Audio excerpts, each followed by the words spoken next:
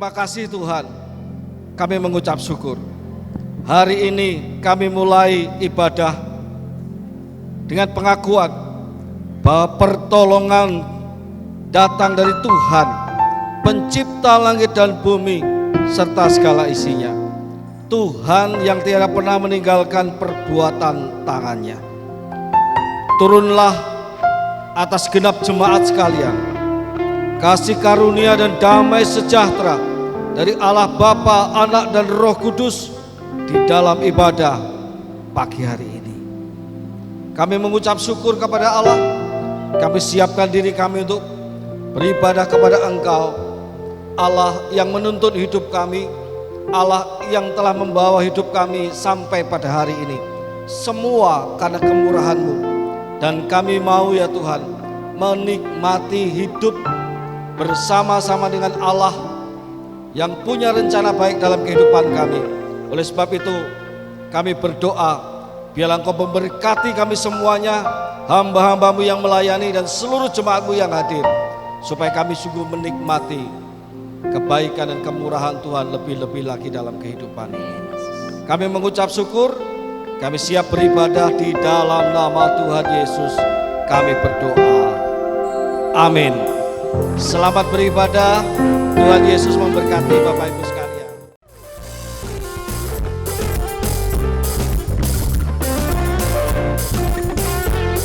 Mari sekali lagi katakan, kasih-Nya begitu besar, lebih kuat dari dosa.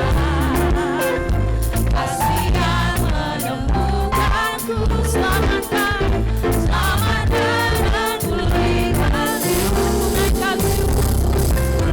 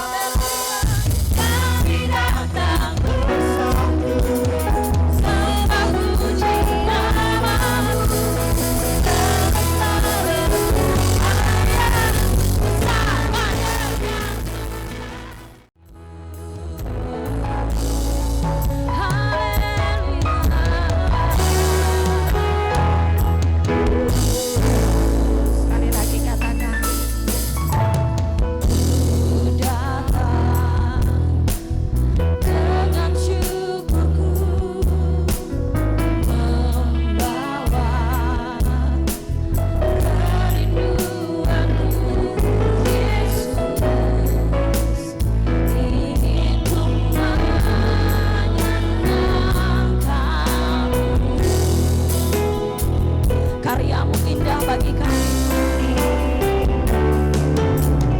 Karyamu indah bagiku kasih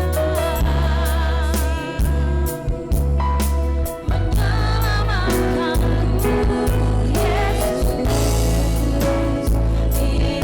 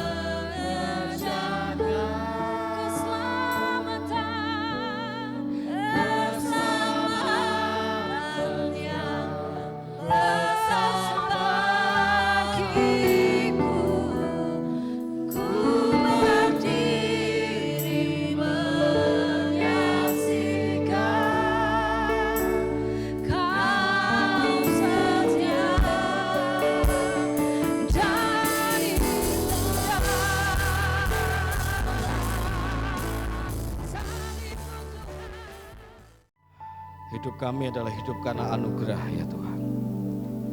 Apa arti hidup kami tanpa salib Kristus yang telah mengerjakan keselamatan bagi kami semua yang percaya kepada Engkau. Itu saja cukup Tuhan untuk membuat kami selalu mengucap syukur setiap hari. Apalagi dalam hidup ini Engkau bukan hanya menyelamatkan kami, tetapi Engkau adalah Allah yang memelihara hidup kami. Engkau yang mencukupkan segala kebutuhan kami. Biarlah kami anak-anak-Mu orang yang beriman kepada Tuhan, tak kekurangan kata-kata pujian dan ucapan syukur kepada Allah yang sangat baik itu, kepada Engkau Allah kami.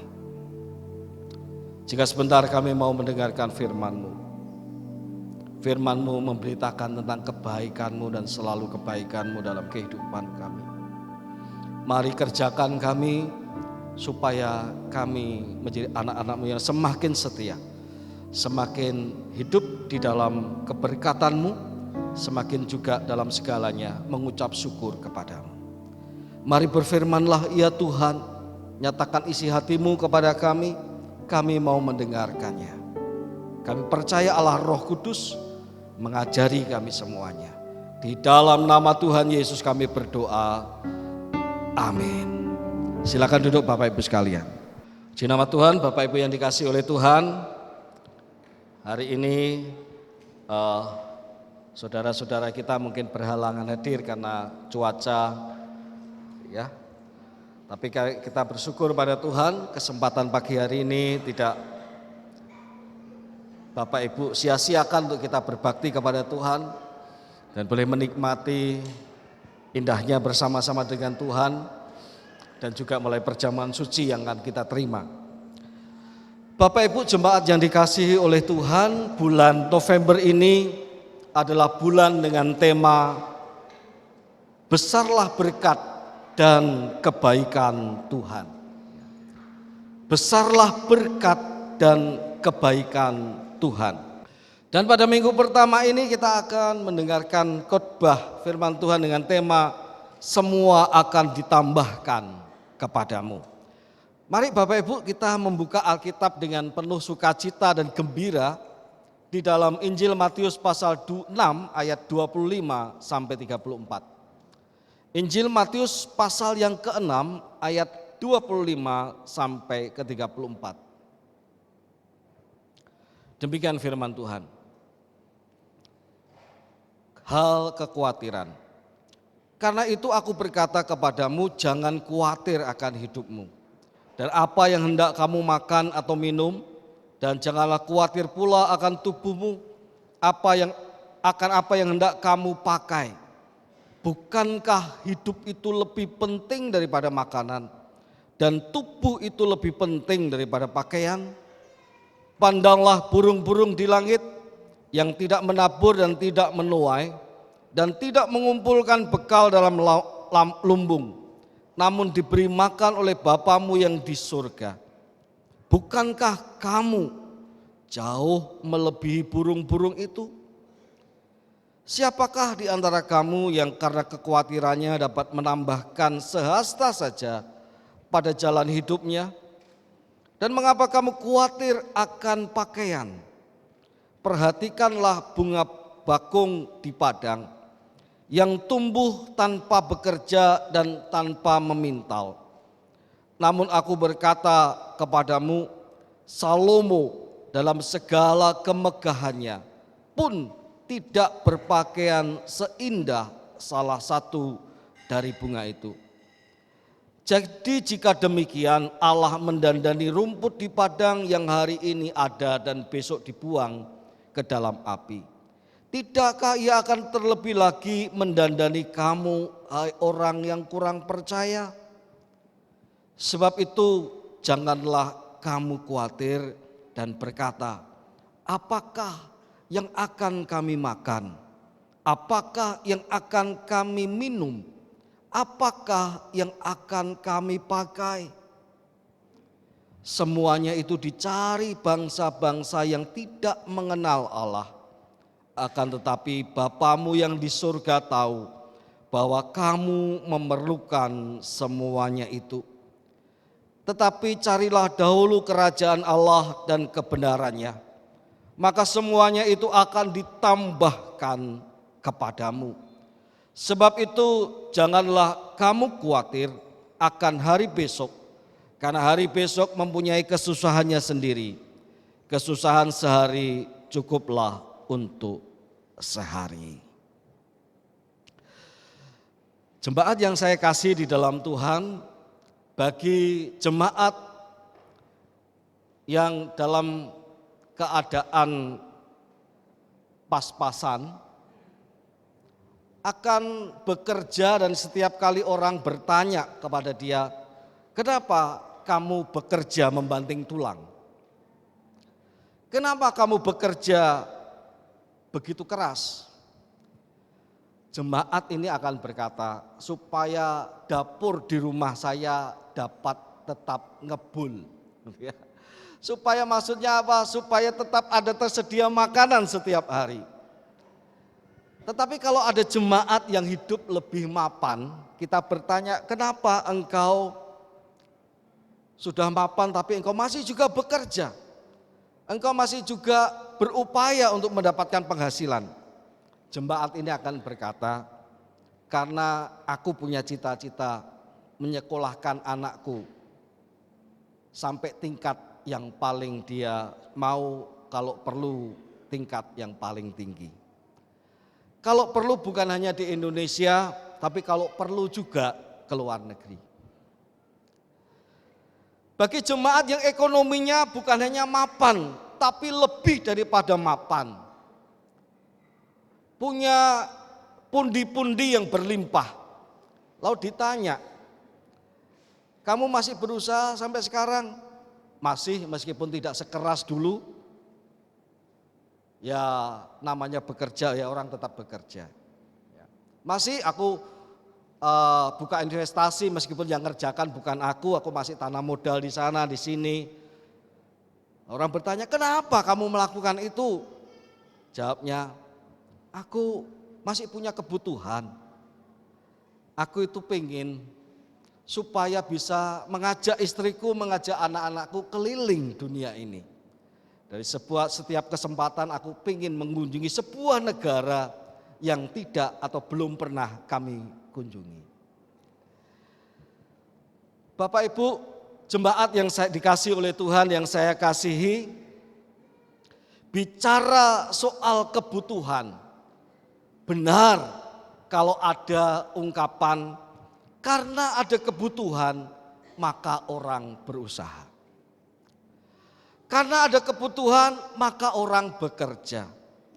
Karena ada kebutuhan maka orang menanamkan modalnya. Karena ada kebutuhan orang melakukan sesuatu untuk menambah kemungkinan supaya kebutuhannya itu terpenuhi. Mulai dari kebutuhan yang paling mendasar sampai kebutuhan yang dapat dikategorikan sebagai kebutuhan mewah. Dan kalau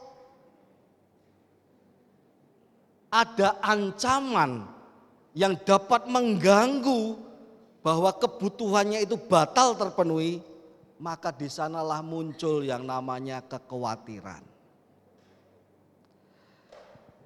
Semakin kekhawatiran itu sampai kepada kebutuhan yang mendasar, kekhawatiran itu akan dirasakan semakin besar. Kalau orang khawatir, waduh, sepertinya ekonomi sedang tidak baik nih.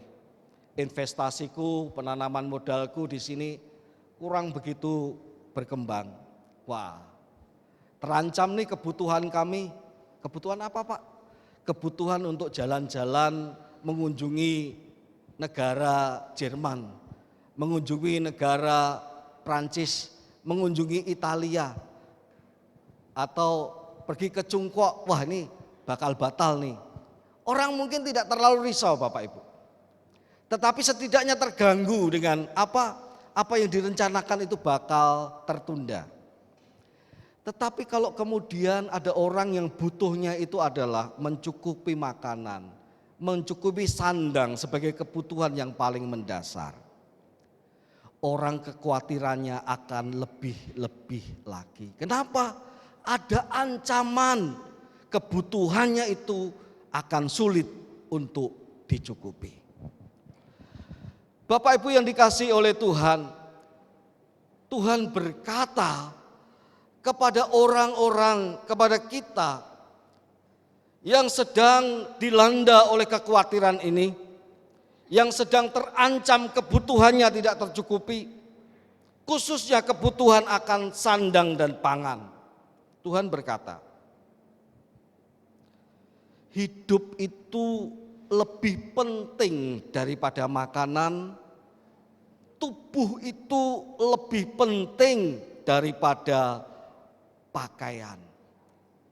Ayat 25 bagian B. Bukankah hidup itu lebih penting daripada makanan dan tubuh itu lebih penting daripada pakaian? Apa maksudnya? Kalau engkau tidak hidup, maka engkau tidak butuh makan. Betul? Kalau kita nafas kita ini diambil oleh Tuhan, masih butuh makan? Given? Enggak. Ada? Masih butuh makan? Kalau nafas hidup kita ini diambil oleh Tuhan, masih ada yang butuh makan? Halo? Kok menjawabnya sulit sekali? Ini jawaban gampang sekali ya. Enggak butuh makan Bapak Ibu sekalian. Makanya kalau kita ke kubur menengok akong kita atau orang tua kita yang sudah berpulang, jangan punya pikiran kalau kita bawa jeruk yang mulus, yang bening, yang mengkilap sekali itu, apel yang digosok begitu rupa jadi mengkilap. Untuk siapa? Untuk makan akong saya. Akong tidak makan Bapak Ibu ya. Akong yang sudah berpulang itu tidak akan makan gitu ya. Tetapi kenapa kamu bawa itu? Untuk kita nikmati bersama dengan keluarga yang berziarah ke kubur, ya silahkan, itu baik. Tapi orang mati tidak akan makan ya. Orang mati tidak akan makan. Lalu Tuhan berkata, bukankah tubuh lebih penting dari pakaian? Saya mau bertanya, kalau Bapak Ibu tidak punya tubuh, apakah perlu pakaian? Halo? Kalau kita itu tidak punya tubuh, tidak punya ini loh, tidak punya kulit, tidak punya tulang, tidak punya organ-organ, kita masih butuh pakaian? Tidak. Ya. Karena itu harusnya ya, setan-setan itu tidak butuh pakaian gitu. Cuma kita seringkali melihat setan itu pakai pakaian gitu ya. Ya ada vampir, orang barat vampir itu pakai jas begini nih lah. Ya. Vampirnya pakai jas, dasinya merah gitu ya. Merona, kalau meringis keluar ininya, taringnya. Nah, harusnya enggak gitu ya. Dia tidak kelihatan. Ya. Bapak Ibu sekalian yang dikasihi oleh Tuhan, maka kalau Tuhan berkata hidup itu lebih penting daripada makanan, tubuh itu lebih penting dari pakaian, Tuhan sedang mau berkata kepada kita, dengarkan ini. Aku yang memberi kamu nafas, aku yang memberi kamu tubuh, aku juga yang akan mencukupi kebutuhan makanmu dan kebutuhan tubuhmu. Amin. Aku ini yang memberikan kamu nafas hidup. Aku ini yang memberikan kamu tubuh supaya kamu nampak di muka bumi ini selama kamu hidup. Aku yang akan mencukupi kebutuhanmu. Sama seperti burung-burung yang dipelihara oleh Tuhan. Sama seperti bunga bakung yang didandani oleh Tuhan.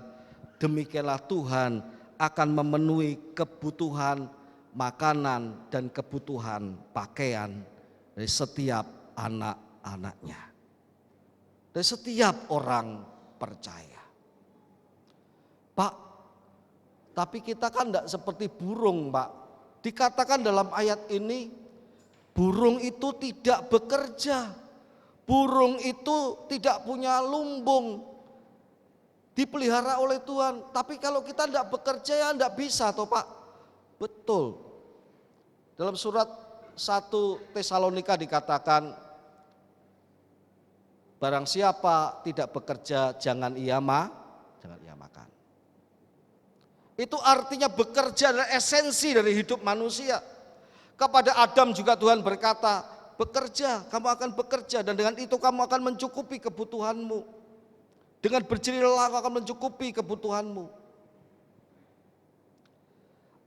Tetapi bedanya begini. Setiap orang yang beriman, ia bekerja, ia mendapatkan hasil. Tetapi selalu ia berkata, Tuhan yang memelihara aku. Bukan karena aku ini hebat, bukan karena aku ini punya semuanya, maka akulah yang memelihara hidupku, bukan.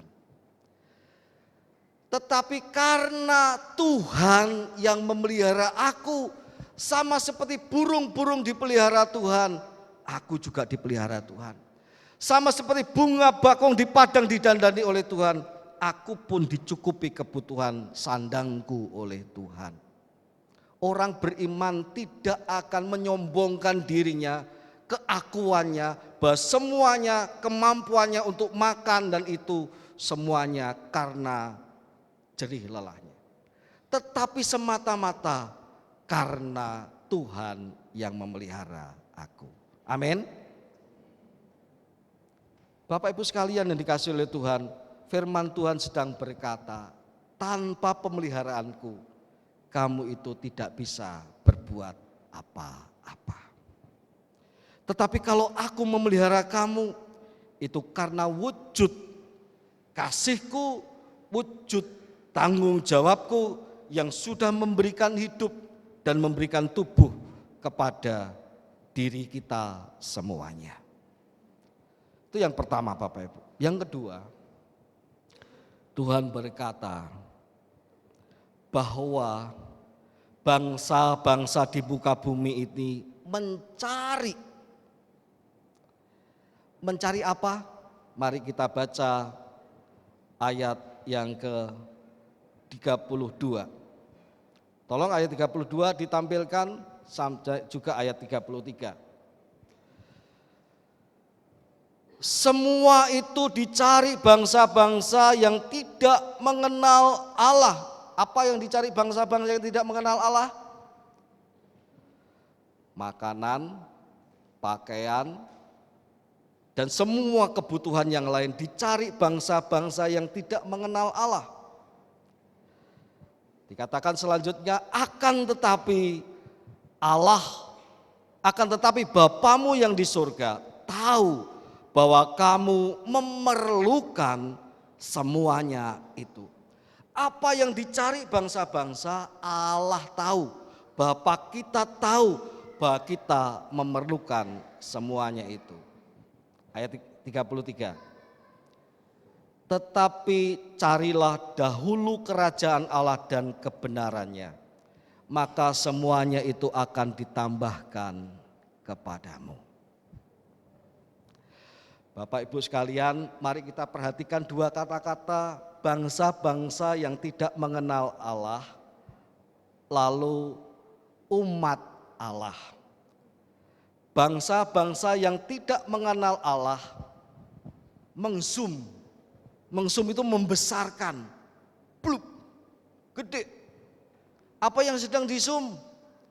Kebutuhan paling utama dalam hidup di dunia ini adalah kebutuhan makanan dan pakaian. Karena itu bangsa-bangsa semua orang memfokuskan dirinya supaya menjadi orang yang ada jaminan tidak kekurangan itu. Mereka melakukan segala cara, dari usaha-usaha yang baik sampai yang tidak baik untuk menjamin kebutuhannya itu. Bahkan bukan hanya untuk menjamin kebutuhan sandang pangannya, sampai kebutuhan-kebutuhan mewahnya pun dikejar begitu rupa. Karena ini Zoom, inilah kebutuhan besar kita. Inilah kebutuhan hidup kita. Zoom dibesarkan, bukan dikecilkan, dibesarkan. Inilah kebutuhan satu-satunya. Maka sejak orang kecil itu ya, anak kecil sudah dipersiapkan. Kalau kamu mau jadi orang hidupnya bahagia, kamu mesti berhasil. Kalau kamu mau dihormati orang, kamu jangan jadi orang rendahan, kamu mesti jadi bos. Kamu mesti punya pangkat, kamu mesti punya derajat. Kamu tidak dipandang orang kalau kamu itu jadi orang biasa-biasa. Memang pada kenyataannya begitu Bapak Ibu. Ya, memang pada kenyataannya begitu. Itu di Zoom besar. Tetapi ada sesuatu yang salah. Di mana bagian kerajaan Allah? Apakah kerajaan Allah juga di Zoom besar oleh orang-orang dunia ini, oleh bangsa-bangsa di dunia ini? Tidak.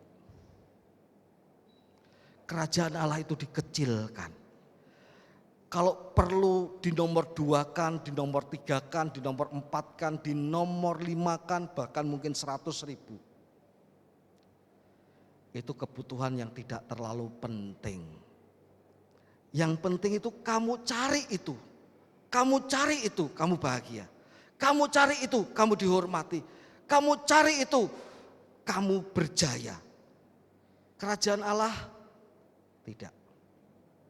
Itu tidak akan membuat kamu apa-apa. Hari ini di atas mimbar ini saya meng-zoom seturut dengan firman Tuhan. Bukan kebutuhan jasmaniah kita, tapi kebutuhan rohaniah kita, kerajaan Allah.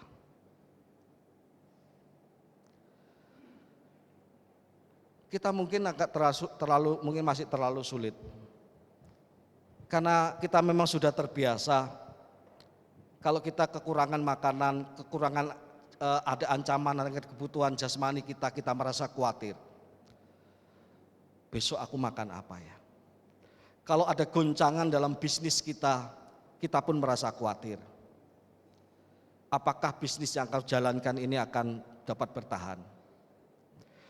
Kalau ada ancaman terhadap masa depan sekolah anak-anak kita, apakah cita-citanya akan tercapai atau tidak, kita juga khawatir. Wajar, manusiawi Bapak Ibu. Kadang-kadang kekhawatiran itu juga kita bawa dalam gereja. Sambil kita memuji Tuhan, kita mikir, aduh nanti pulang gereja beras sudah tidak ada. Bagi yang hidup pas-pasan, gimana nanti? Sambil memuji Tuhan, mikirkan kekhawatirannya itu. Bagi yang lebih lagi sudah tercukupkan sandang pangannya, tapi bisnisnya sedang tidak baik. Di gereja pun datang kepada Tuhan sambil juga mikir, ada kekhawatiran, apakah Tuhan bisa nolong aku enggak untuk memulihkan bisnisku. Moga-moga firman Tuhan hari ini memberikan jaminan untukku, misalnya begitu. Tidak salah, tidak salah. Tetapi semua yang kita pikirkan itu sebenarnya sedang membuktikan di dalam benak kita sedang berkuasa sebuah kebutuhan besar yang sedang di-zoom oleh bangsa-bangsa di muka bumi ini, yaitu kekhawatiran akan sandang pangan dan jasmaniah hidup di muka bumi ini. Ada sebuah kebutuhan lain yang sedang Allah mau tampilkan kepada kita yang tidak umum. Kebutuhan ini kebutuhan yang khusus, yaitu kebutuhan rohani.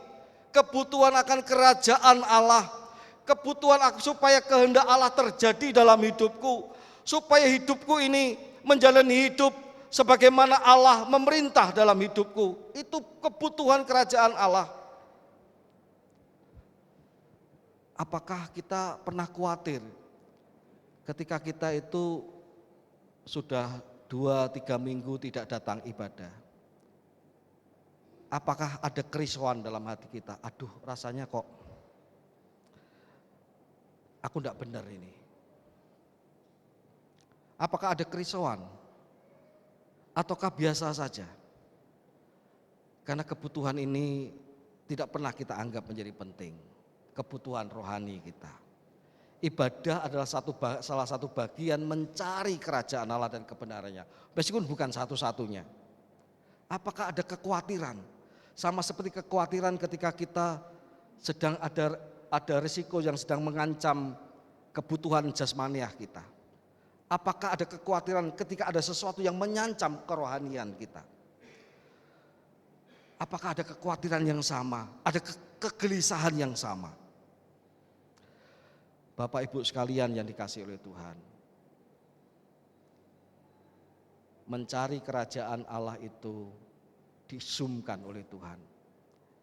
Kalau orang-orang di luar sana itu mencari kebutuhan hidupnya seolah-olah itu sumber segala-galanya, kalau itu tidak terpenuhi kamu susah. Betul. Tetapi Allah mau tawarkan yang lain. Ada satu hal yang aku mau tunjukkan, carilah dahulu kerajaan Allah. Sebab yang dicari bangsa-bangsa itu akan ditambahkan kepada kita. Semua yang dicari bangsa-bangsa itu akan dicukupkan Tuhan dalam hidup kita. Amin. Ya. Cari dahulu kerajaan Allah. Pak, memangnya kerajaan Allah itu bisa berikan apa sih buat saya? Hari ini saya tidak bisa berikan banyak hal, Bapak Ibu. Saya ambil satu contoh indikasi kalau kerajaan Allah itu sudah kita temukan. Pemerintahan Allah ada dalam hidup kita. Saya kasih satu contoh saja hari ini. Contoh-contoh lain nanti pada khotbah-khotbah kalau Tuhan kehendaki berikutnya. Kalau kita menemukan kerajaan Allah, salah satu indikasinya adalah hidup di dunia ini, dunia ini tidak lagi menarik buat Bapak Ibu. Perhatikan ya, dunia ini tidak lagi menarik untuk Bapak Ibu. Tetapi hidup di dunia ini selalu menggembirakan. Kalau kerajaan Allah itu kita masuki dan kita hidupi, maka dunia ini tidak lagi menarik buat Bapak Ibu. Tetapi hidup di muka bumi ini selalu menggembirakan, selalu ada optimis, selalu ada sukacita. Ini sebagaimana yang diungkapkan Rasul Paulus, Filipi pasal 1, kita baca ayat 21 sampai ayat 23. Surat Filipi pasal 1 ayat 21 sampai ayat 23. Karena bagiku hidup adalah Kristus dan mati adalah keuntungan.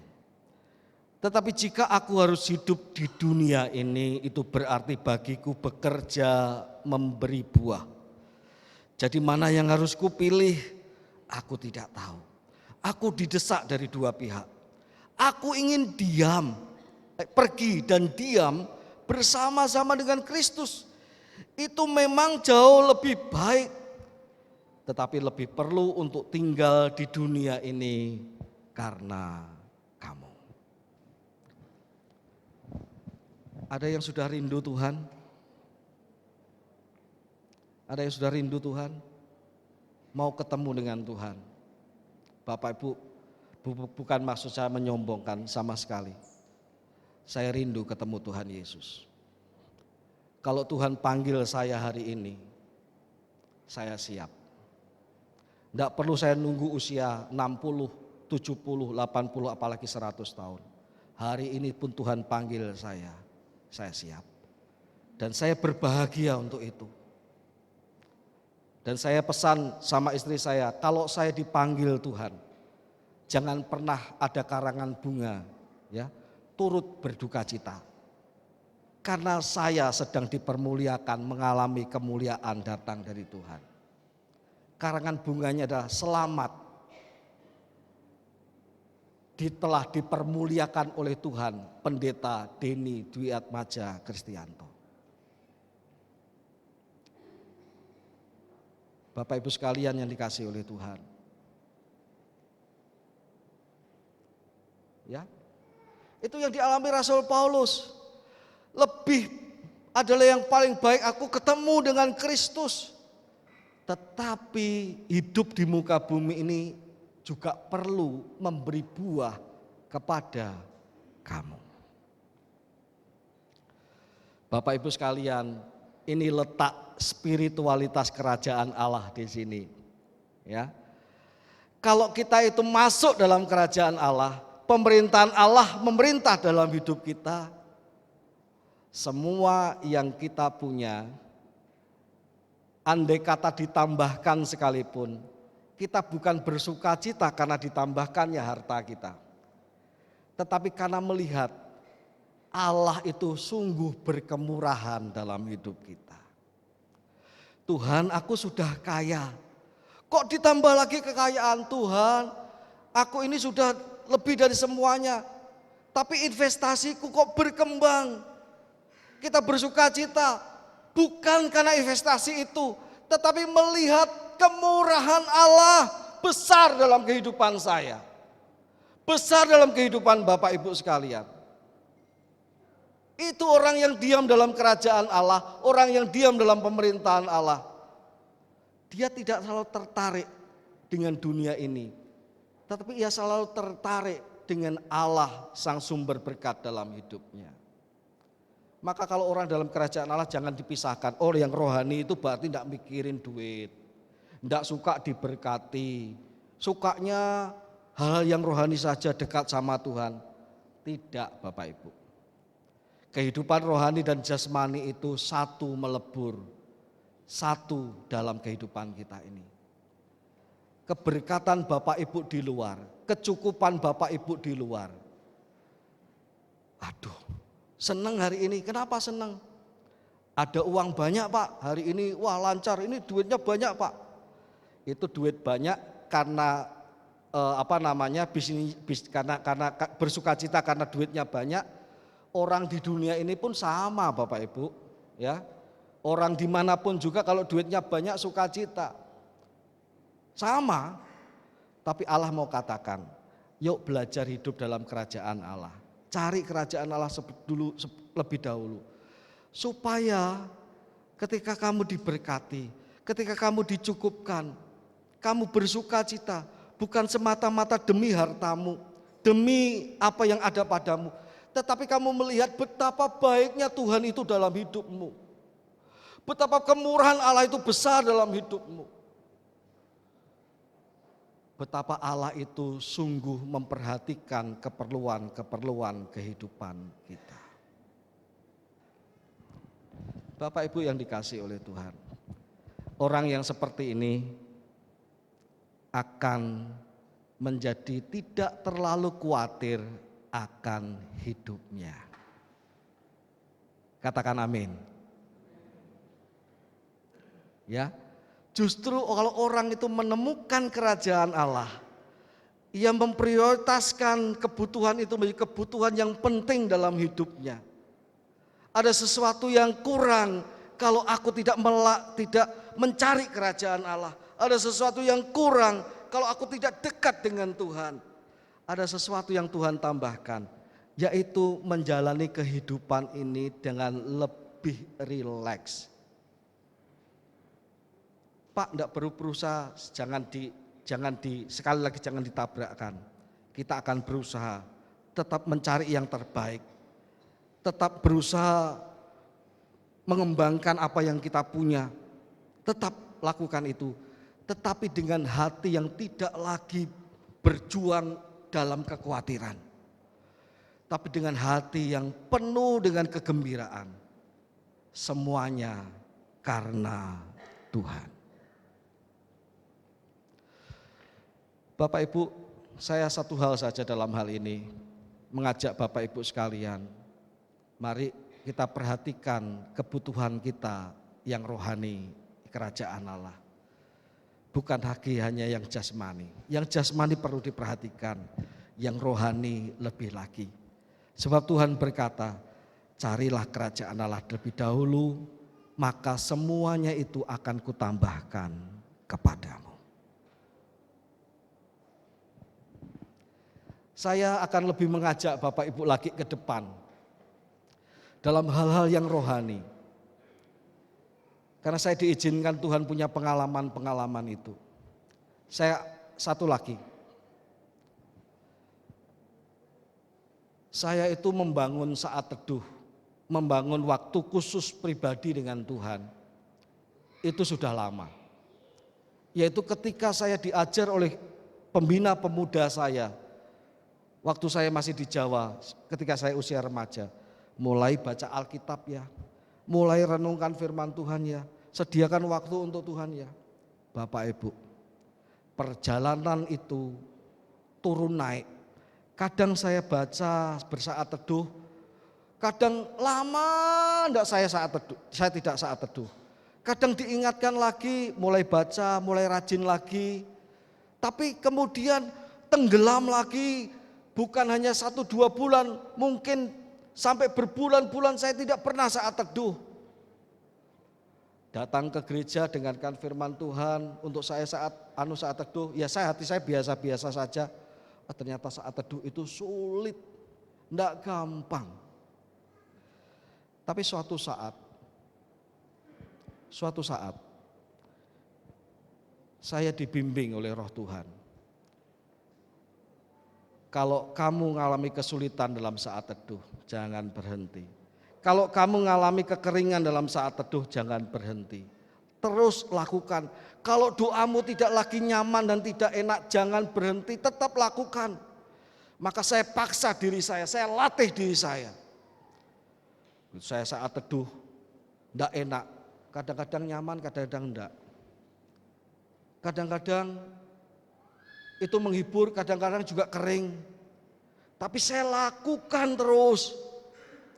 Sampai suatu saat, kalau saya tidak saat teduh, saya merasa ada sesuatu yang kurang. Karena apa? Karena kewajiban untuk saat teduh sebagai seorang hamba Tuhan tidak saya lakukan. Ini sebagai seorang hamba Tuhan loh, saya tidak lakukan. Aduh, kok rasanya biasanya aku saat teduh, hari ini tidak saat teduh. Kok tidak enak ya, kurang. 2 hari lewat, 3 hari lewat, kok rasanya aku melalaikan kewajibanku. Baru tingkat kewajiban Bapak Ibu. Tapi lama-kelamaan ketika itu dilatih terus menerus. Ketika saya tidak saat teduh, saya lupa untuk mendekatkan diri kepada Tuhan. Saya lupa untuk mencari kerajaan Allah itu. Saya ditegur secara lembut. Kok kamu tidak mau dekat denganku? Kamu mau pelayananmu, aku sertai pelayananmu. Tapi apakah kamu mengerti isi hatiku? Mengapa kamu tidak dekat denganku? Bukan lagi kewajiban, tapi soal relasi dengan Tuhan. Kerajaan Allah bukan kewajiban, kerajaan Allah soal relasi dengan Tuhan. Setiap orang yang berrelasi dengan Tuhan dalam kerajaan Allah itu akan tahu bagaimana menjalani kehidupan di muka bumi ini.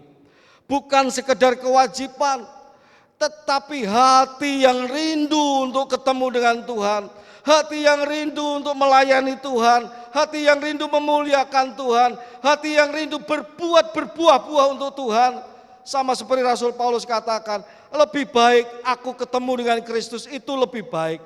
Tetapi kalau aku ada di muka bumi ini, aku mesti perlu untuk bersama-sama dengan kamu, memberi buah bersama dengan kamu. Bapak Ibu sekalian yang dikasihi oleh Tuhan, saya tutup dengan sebuah kesaksian. Suatu saat dalam suasana hujan lebat, tidak seperti sekarang ini ya. Waktu itu hujan sangat lebat sekali. Saya diberi inventaris sepeda motor oleh gereja, jarak gereja dengan tempat saya di Jawa ya, di kota Semarang. Jaraknya 25 kilo Bapak Ibu. Lebih jauh dari Siantan. Siantan itu baru 15 kiloan mungkin. Tetapi 25 kilo saya menempuh dalam keadaan hujan lebat itu. Saya tempuh pakai jas hujan datang ke gereja. Datang ke gereja saya parkir motor saya. Begitu saya parkir motor saya diketuk hati saya. Kamu melakukan ini karena apa? Saya diketuk. Kamu melakukan ini karena apa? Saya diam. Sambil saya jalan, saya berpikir. Saya mau berkata jujur. Apakah kalau saya bukan pendeta, saya akan melakukan itu? Lalu Tuhan tunjukkan ada jemaat jalan kaki, pakai payung. Ibu-ibu yang sudah tua, yang sederhana, pakai payung datang ke gereja. Kalau kamu jemaat biasa, apakah kamu mau menempuh hujan seperti ibu itu? Saya rasanya dipermalukan oleh Tuhan dengan ketukan dalam hati saya itu. Saya dipermalukan oleh Tuhan. Kalau kamu jemaat biasa, apakah kamu mau jalani hidup ibu itu datang ke gereja dengan payung dalam keadaan hujan yang bukan ringan datang ke gereja? Bapak Ibu sekalian yang dikasihi oleh Tuhan, maka dari situ saya berkata, kalau di gereja ini Bapak Ibu itu tidak digaji lalu melayani Tuhan, saya iri kepada Bapak Ibu. Karena Bapak Ibu terbuka ruang yang sangat lebar untuk mengasihi Tuhan. Tanpa saya digaji, saya mau memberikan buah ini untuk jemaat Tuhan. Istri saya berkata, "Pah, andai kata tidak kita mengambil dari, kalau kita mampu tidak mengambil dari gereja, tetapi kita bisa menghidupi gereja, itu indah." Saya berkata, "Betul, Ma. Saya sebagai hamba-hamba Tuhan berhak hidup dari pemberitaan Injil, dari pemeliharaan jemaat Tuhan, betul. Tetapi yang lebih penting daripada itu adalah, mari doakan saya, doakan para rohaniwan. Jangan saya dan para rohaniwan mencari hidup di gereja saja, tetapi menghidupi gereja ini. Supaya saya dan hamba-hamba Tuhan di tempat ini tidak menjadi gembala-gembala upahan, tetapi gembala-gembala, pendeta-pendeta yang mau memberi buah. Karena kuncinya satu, telah masuk dalam kerajaan Allah, menikmati pemerintahan Allah, sehingga semuanya tidak diukur sukacitanya dengan apa-apa yang jasmani, tetapi semuanya diukur karena berkat-berkat itu datangnya daripada Tuhan. Karena kemajuan jemaat itu bukan karena aku, karena pendetanya hebat, maka jemaatnya maju. Tidak, kalau jemaat maju itu karena Tuhan. Kalau jemaat diberkati itu karena Tuhan. Kalau jemaat itu semakin setia, karena gembalanya ini bukan itu, bukan, karena Tuhan, Bapak Ibu. Orang yang ada dalam kerajaan Allah tidak mencari kemuliaan untuk dirinya sendiri, tetapi untuk Tuhan. Hari ini mari kita bersama-sama belajar dari firman Tuhan. Carilah dahulu kerajaan Allah, maka semuanya akan ditambahkan kepadamu. Bapak Ibu tidak, Pak, saya belum merasakan itu, belum merasakan seperti yang Pak Denny khotbahkan. Maka saya mengajak Bapak Ibu, yuk setia kepada Tuhan, carilah kerajaan Allah. Maka Bapak Ibu akan merasakan apa yang saya sampaikan hari ini dalam hidup Bapak Ibu. Dunia tidak lagi menarik, tetapi hidup di dalam dunia ini selalu menggembirakan, selalu menyukakan. Berkat-berkat Tuhan yang melimpah itu rasanya biasa saja. Sebab yang paling menyenangkan adalah bagaimana Tuhan dengan semuanya itu menunjukkan kasih-Nya kepada kita.